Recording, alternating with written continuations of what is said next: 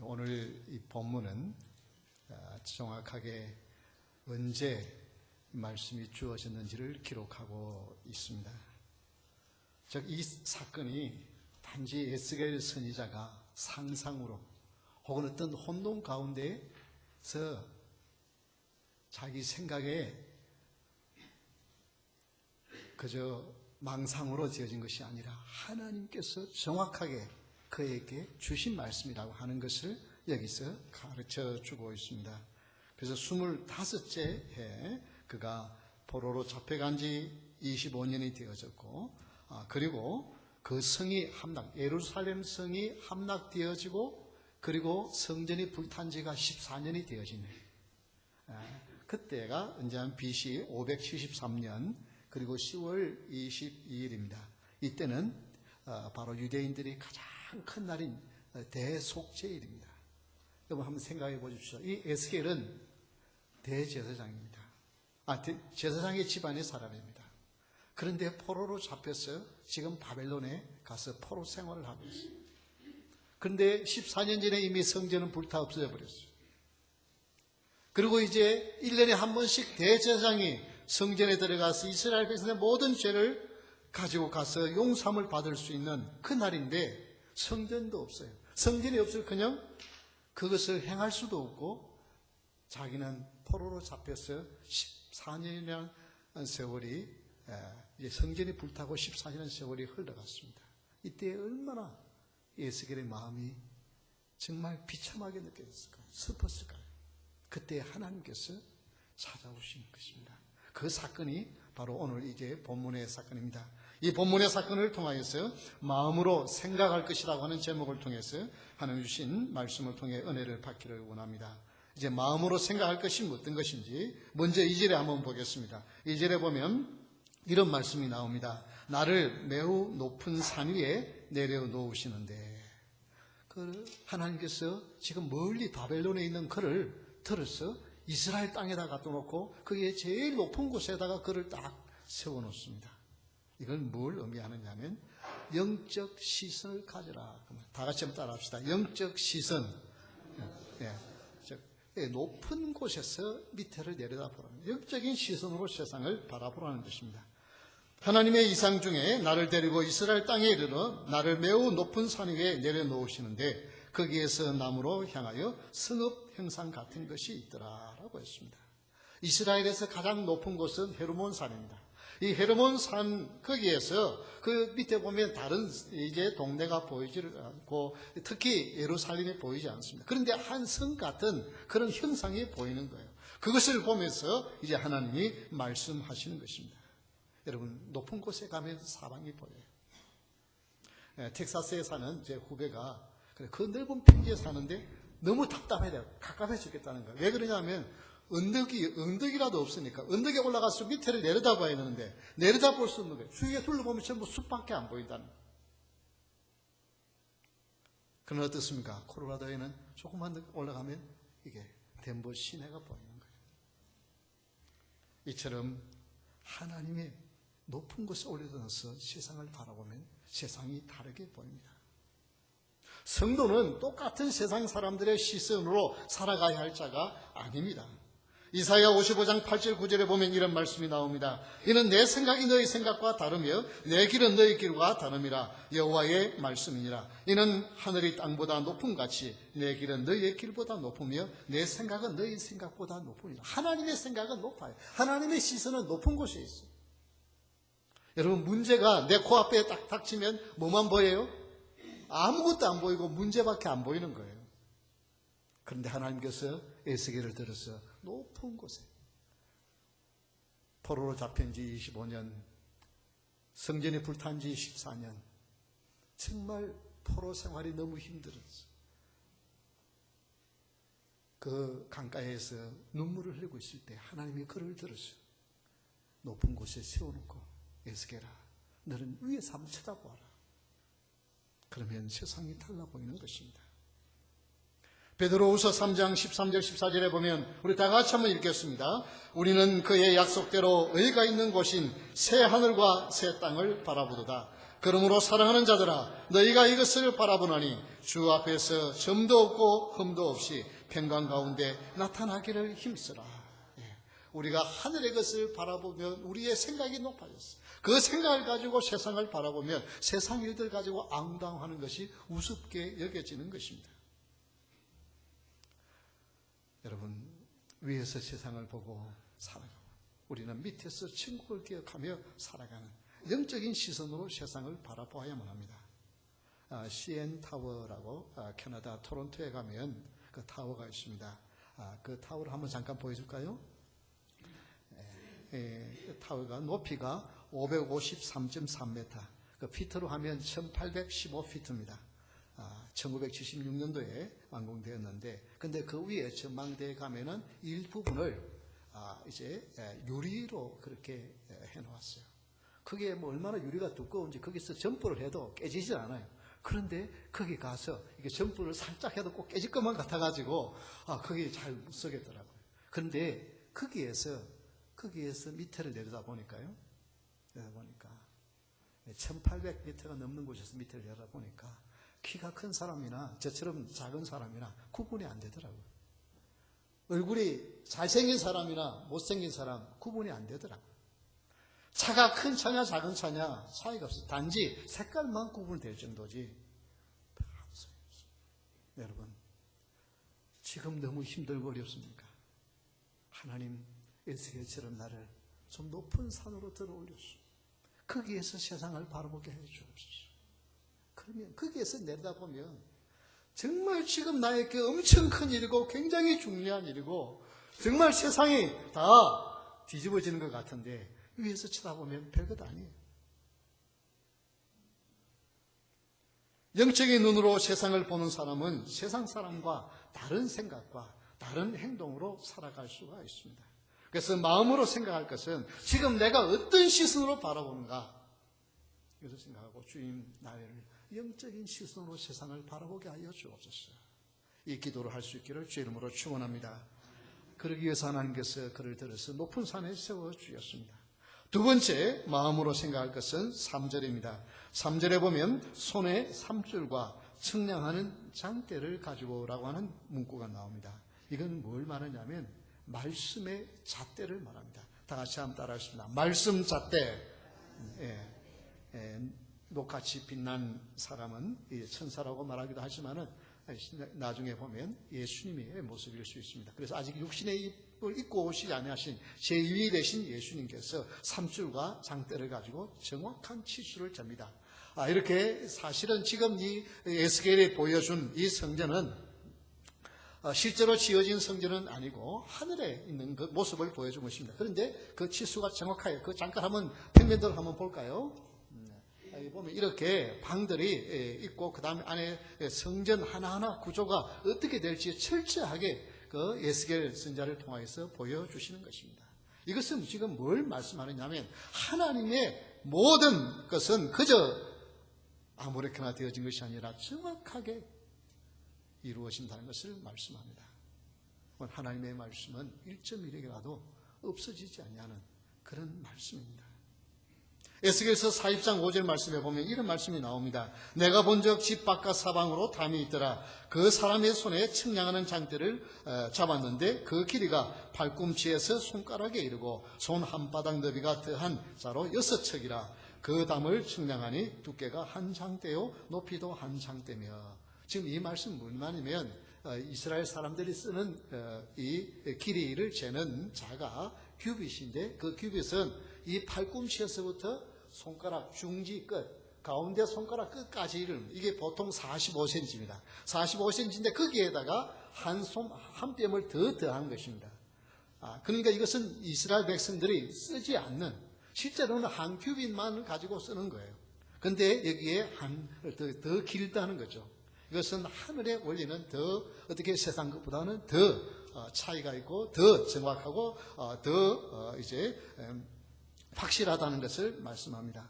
사실 왜 이것을 하나님의 말씀이라고 그러냐면 원래 성경을 영어로는 바이블이라고 그러잖아요.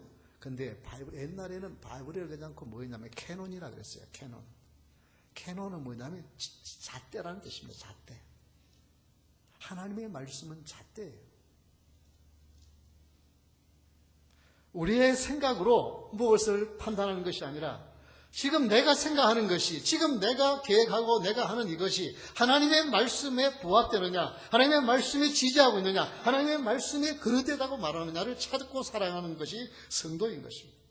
우리는 영적인 시선으로 봐야 하지만은, 그러나 그 시선이 때로는 잘못될 수 있어요. 그러나 어떻게? 하나님의 말씀이 지금 뭐라고 말씀입니다 하고 하나님의 말씀을 가지고 우리가 삶의 문제를 해결하고 판단해야만 합니다. 그래서 요한계시록 11장 1절 2절의 말씀을 보면 이와 비슷한 말씀이 나옵니다. 또 내가 지팡이 같은 갈대를 주어 말하기를 일어나서 하나님의 성전과 제단과 그 안에서 경배하는 자들을 청량하되 성전 바깥 마당은 청량하지 말고 그냥 두어라. 이것은 이방인에게 주었은즉 그들이 거룩한 성을 42달 동안 짓밟으리라. 세상에는 어떨지 모르지만 그러나 하나님의 전에 안에 들어와 있는 하나님의 백성들은 정확한 뭐예요? 하나님의 말씀을 가지고 사는지를 제보하라는 것입니다. 여러분, 아무리 대단한 분이라도 하나님의 말씀을 떠난 사람은 이미 기독교인이 아닙니다. 아무리 훌륭한 목사님이라도 더 이상 그런 성경적인 그런 기독교인이 아니고 기독교의 목사가 아닙니다. 아무리 대단한 교단에서 뭐라고 말한다 할지라도 하나님의 말씀을 떠나면 그들이 만들어낸 종교지 더 이상 기독교는 아니에요. 그래서 여러분, 하나님의 말씀을 가지고 모든 것을 잴 수 있는 하나님의 말씀이 우리의 잣대가 될 수 있기를 주의 이름으로 축원합니다. 그래서 우리가 살아가면서 정말 아무리 해도 안 될 것 같아요. 불가능하다라고 하는 그때 하나님은 뭐라고 말씀합니까? 하나님은 하실 수 있느니라. 그게 하나님의 말씀이에요. 누가복음 18장 27절입니다. 너무 지쳤어요 라고 말하는데 내가 너를 쉬게 하리라고 말씀합니다. 마태복음 11장 28절 말씀 있잖아요. 아무도 나를 사랑하지 않아요. 아무도 나에게 관심 가지 않아요. 그런데 하나님은 뭐라 그래요? 나는 너를 사랑한다. 그것이 하나님의 말씀이에요. 요한복음 15장 9절의 말씀이에요. 너무 외로워요 라고 말하는데 내가 결코 너를 버리지 않냐고 너를 떠나지 않냐리라. 너는 결코 외로운 자가 아니야. 내가 너와 함께하지 않느냐라고 하나님은 말씀하십니다. 앞이 캄캄해요. 어떻게 해야 할지 모르겠어요 말하는데 하나님은 뭐라고요? 내가 너의 발을 인도하리라. 잠언 3장 16절의 말씀이에요. 여러분, 내가 아무리 캄캄한 길을 걸어간 것 같아도 하나님의 말씀은 내 발에 등불이 되는 줄 믿으시기 바랍니다. 저는 제 자신을 용서 못해요. 많은 사람들이 내가 왜 이렇게 어리석게 살았을까? 내가 어리석게 왜 내가 좀 더 일찍 처리에 못 들었을까? 하고 자기 자신을 미워하고 자기 자신을 받아들이지 못하는 사람들이 생각보다 너무 많습니다. 그런데 주님은 뭐라고 그래요? 너는 너를 받아주지 못한다 할지라도 나는 너를 용서한다라고 주님은 말씀하십니다. 저는 항상 걱정이 많고 좌절해라고 말합니다. 그런데 우리 주님은 뭐라고 말해요? 모든 염려를 다 내게 맡겨라고 말씀하잖아요. 여러분, 하나님의 말씀을 가지고 여러분의 자신들을 비추고 어떤 생각이 들 적마다 이 생각이 하나님의 말씀에 맞는 생각인지 아니면 내 생각인지 구분하여서 하나님의 말씀의 잣대로 여러분 자신을 재고 우리 자신을 재어서 하나님의 말씀을 따라가는 복을 누리는 여러분 모두가 될 수 있기를 주 이름으로 축원합니다. 아무리 힘들고 앞이 캄캄해도 하나님의 말씀의 등불을 사용하십시오. 그래서 여러분, 그래서 하나님의 말씀을 읽어라 그러는 거예요. 그냥 여러분을 괴롭히려고 하나님의 말씀을 자꾸만 읽으라고 하는 것이 아니라 그 말씀을 통해서만이 내 인생이 내가 바른 길을 가고 있는지 아니면 내가 그릇된 길을 가고 있는지 잴 수 있기 때문인 것입니다. 마음으로 생각할 것은 말씀의 잣대입니다. 첫 번째는 뭐라 그랬어요? 네? 영적인 시선. 제가 이렇게 지금부터 이렇게 잘 기억이 안 나면 집에 가면 다 잊어버리시죠. 그러니까 이 세 가지는 내가 할 때 영적인 시선을 가지고 살아갑니다. 그래서 앞이 캄캄하고 정말 아무것도 문제밖에 아무것도 안 보이면 내가 지금 너무 밑으로 내려와 있구나. 주님 에스겔처럼 나를 들어서 높은 곳에 세워주시면 위에서 밑으로 바라보면 아무것도 아닌 것처럼 느낄 수 있어요. 하나님 나를 높이 세워주옵소서. 그래서 영적인 시선이고 두 번째는 어떻게 해요? 지금 내가 실망하고 내가 좌절하고 내가 불안해하고 내가 염려하지 하나님의 말씀은 아니야 라고 말씀하는 하나님의 말씀의 잣대를 사용할 수 있기를 주의 이름으로 축원합니다. 이제 마지막으로 말씀으로 생각할 것은 본 것을 다 이스라엘 족속에게 전할지어다 라고 했습니다. 이것은 다 같이 한번 따라 합시다. 복음 전파.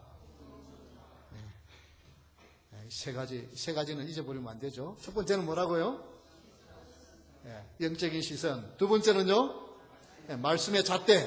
그 다음에 세 번째는 뭐라고요? 전파. 시선, 잣대, 전파. 이 세 가지만 기억을 해도 되겠죠. 그 사람이 내게 이르되 인자야, 내가 내게 보이는 그것을 눈으로 보고 귀로 들으며 내 마음으로 생각할지어다. 여러분, 보고 들은 것을 마음으로 생각을 해보라는 것입니다. 내가 이것을 내게 보이려고 이리로 데려왔나니, 그 데리고 온 이유가 뭐라고요? 내가 본 것을 다 이스라엘 족속에게 전할지어다. 에스겔아, 나의 사랑하는 종아, 너도 지금 그렇게 나에서 앞이 캄캄해지지 않냐. 그러나 이제 내가 너에게 보여주니 내가 보고 들은 것을 내 백성 이스라엘 백성들에게 가서 전해라. 그래서 그들도 너처럼 영적인 시선을 가지고 하나님의 말씀의 잣대를 가지고 그에게 살아가도록 전해라고 말씀합니다. 이것이 바로 저 포로 생활에서 지쳐있는 그를 데려서 이스라엘 땅까지 데리고 와서 환상으로 보여주신 이유인 것입니다.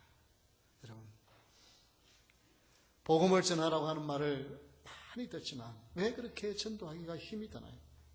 특히 이민 생활에서는 한국 사람, 교회 안 나가는 한국 사람 만나기가 쉽지 않아서 그럴 수도 있습니다.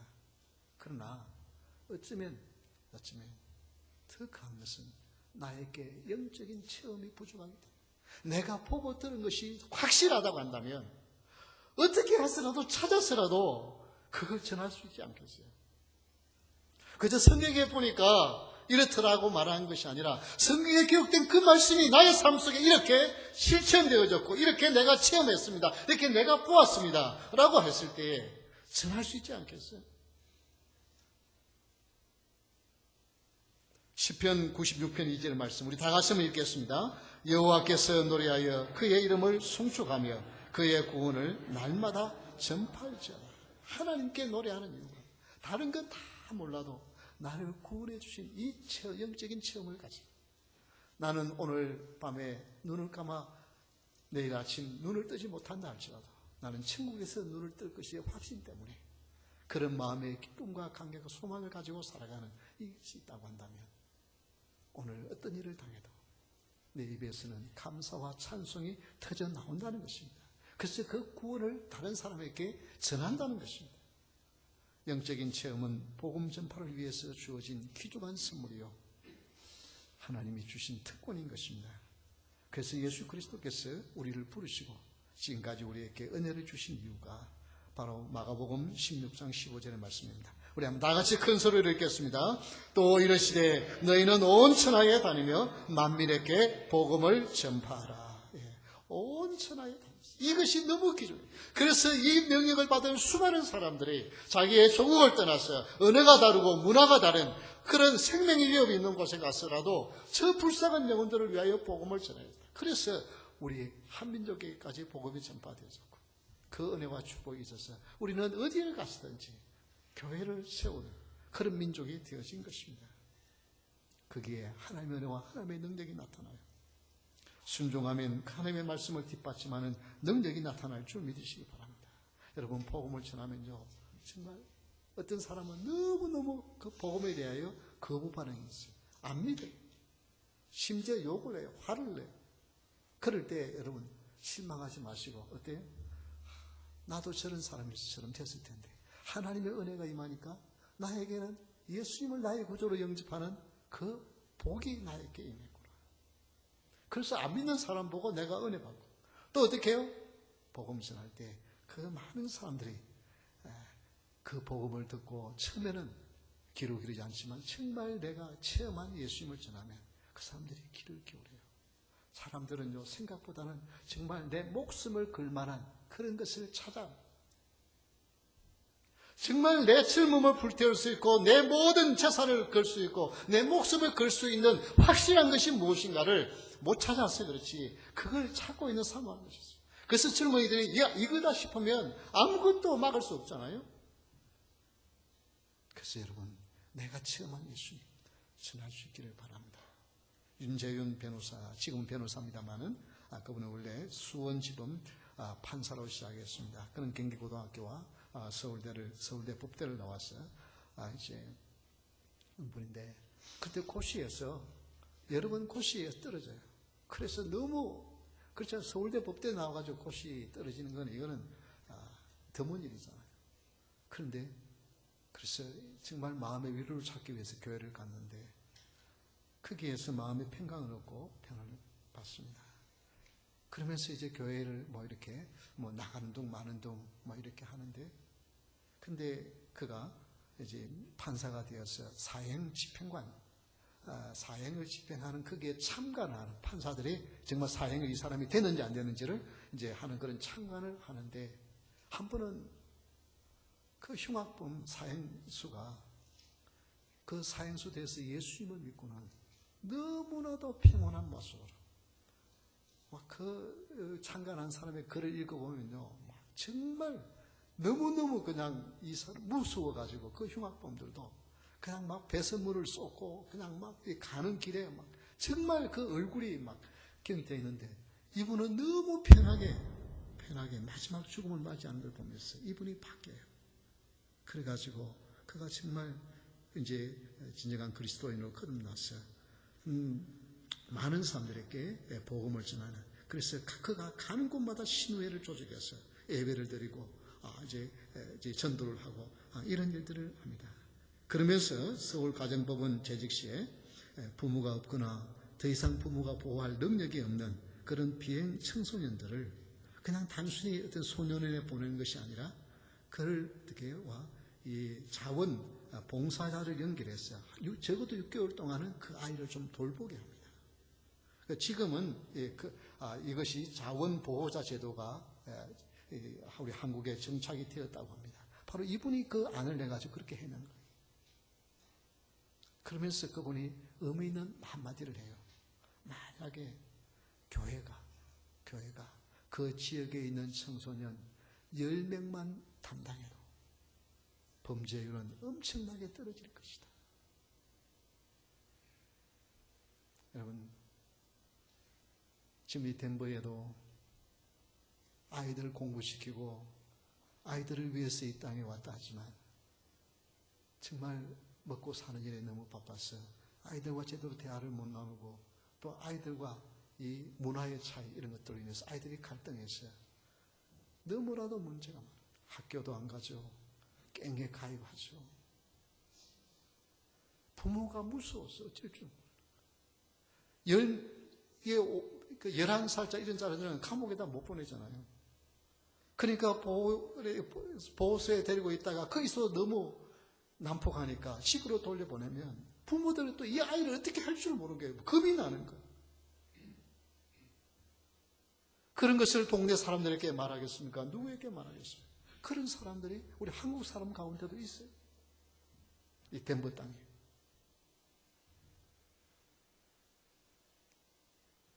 그런 분들을 위해서 우리가 정말 기도해주고 정말 조그마한 사랑이라도 그 부모에게 위로해주고 기도하면 하나님의 응답해 주시고 하나님은 못 고칠 사람이 없다. 기도의 자식은 망하는 법이 없다고 하면서 복음 전하면 그들이 귀를 기울이지 않겠어요? 그 사랑의 마음이 조금씩 안 열리겠어요? 여러분, 우리가 그런 사람들을 찾기가 너무나도 힘이 들지만 그러나 우리가 그런 열정을 가지고 우리 교회가 그런 마음을 가지고 기도하면 한 사람이라도 하나님께서 만나게 하시는 역사가 일어날 줄 믿으시기 바랍니다. 그래서 그런 사람들 한 사람이라도 우리가 상을 기도하고 그래서 아무에게도 부끄러워서 누구한테 말하겠어요? 내 자식이 그렇다고 누가 말하겠어요? 그렇지만 그 부모는 얼마나 고통이 심한지 그런 사람들을 우리가 만나게 해달라고 기도하면서 우리가 사랑을 다가하면 그러한 준비된 사람들에게 하나님은 붙여주지 않으시겠어요? 이렇게 해서 우리 덴버 소망교회가 이 덴버 지역에 존재하는, 그냥 우리끼리 모여서 우리끼리 그냥 예배하고 은혜 받았다 그러고 그런 것이 아니라 정말 이 지역 사회에 무엇인가 할 수 있는 그 이들을 통해서, 바로 이 윤재윤 변호사가 만약에 한국교회가 10명씩만 그런 청소년들을 담당해도 한국의 청소년 범죄는 엄청나게 떨어질 것이다 하는 이 말이 참 가슴에 와닿더라고요. 이것을 놓고 한번 기도할 수 있기를 바랍니다. 이렇게 복음 전파는 그저 해도 되고 안 해도 되는 것이 아니라 하나님께서 우리에게 준 사명이에요.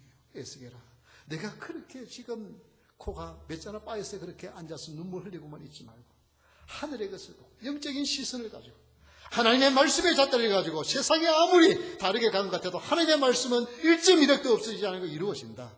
그러니 너는 담대하게 하나님의 말씀을 선포해라. 내가 보고 들은 것을 전해라. 여러분, 많은 성경의 지식이 없지만은 그 하나님 예수님 믿고 내 마음에 이런 평강이 찾아왔습니다. 내가 삶에 이렇게 변했습니다라고 말한다고 한다면 주위에 예수 믿지 않은 사람들이 길을 왜 안 기르겠습니까?